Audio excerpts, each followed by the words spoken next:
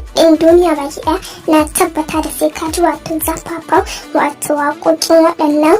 jarumai waɗanda sun shahara wato a nan arewacin Najeriya, da na tabbata dukkanin inda suka so ko kuma kasashen da suka so su fita su yi waka wato ko na biki ko suna ko kuma dai na wani farin cikin haka ko kuma wanda za su isarwa da masoyan sako, na tabbata fas lalle za su iya zuwa domin ma Allah ya ba su arziki ma za su hau jirgi domin su je wato su yi waƙoƙi biki ko suna ko kuma na wani abu. Na tabbata kuma da dukkanin wasu kasashe da dama ana gayyata su domin wato su yi waƙoƙi irin su Nijar, Kamaru da Chadi, dukka dai suna zuwa wato domin su yi waƙa. Na farko shine Hamisu Breaker. Hamisu Breaker sanin kanku ne da wato Hamisu Breaker idan ya yi waƙoƙin sa lalle na tabbata da kowa sai ya bibi waƙan da zaka gama har rige ake yi har wajen masu caji ake kawo domin wato kowa ya samu wato zafafan waƙoƙin Hamisu Breaker. Hamisu Breaker na tabbata da ko a gidan rediyo idan aka kunna waƙoƙinsa ko da labarai zaka ji na duniya lalle idan ka ji waka Hamisu Breaker to ka haƙura da jin wato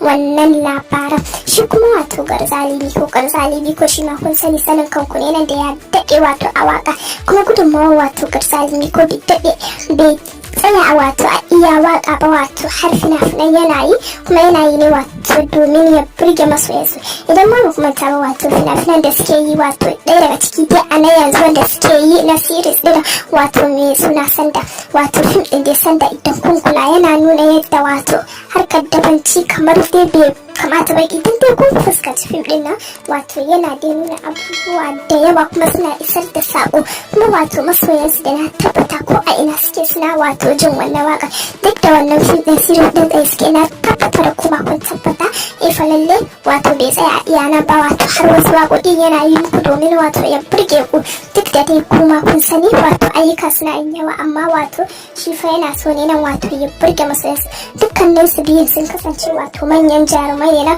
da kuma wato a nan arewacin Najeriya cikin Kano wato suke, da dukkanin inda suka so su je su yi waƙoƙi na tabbata sai sun je, haka ma da koda bikin sallah wato sai sun je sun yi waƙoƙi domin su burge masoyansu. Kuma za ku ga yadda mutane za su dinga tururuwa wajen ganin wato an sun ga jaruman su wato musamman ma idan suka ji wato jaruman mawaka ne na suka zo gurin nan za ku ji har rige za a dinga yi ana turereniya ana faɗa domin wato a je a kalli fuskar su domin suna matuƙar bayar da gudunmawa. Duka dai anan muka zo ƙarshen shirin namu, sai mun ƙara haɗuwa da ku wato a wani lokaci. Mun gode, ku ci gaba wato da saurara wannan tasha ta mai albarka domin a shi kaɗai za ku ci gaba wato da samun abubuwan da kuke so. Wato